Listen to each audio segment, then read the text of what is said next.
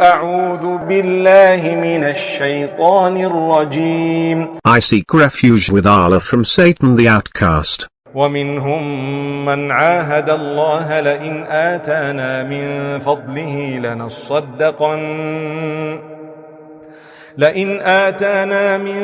فضله لنصدقن ولنكونن من الصالحين.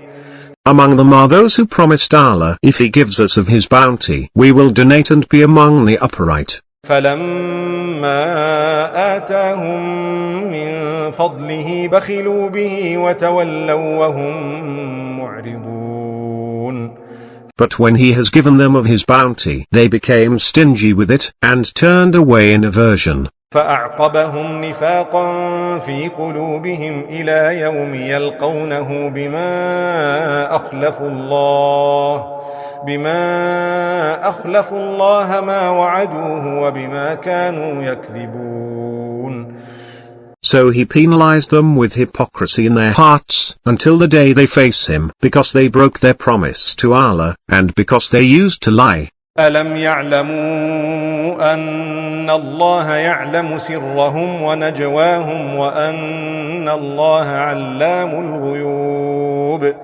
Do they not know that Allah knows their secrets and their conspiracies, and that Allah is the knower of the unseen?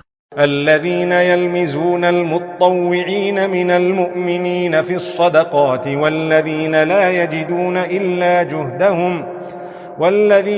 يجدون إلا جهدهم فيسخرون منهم سخر الله منهم ولهم عذاب أليم.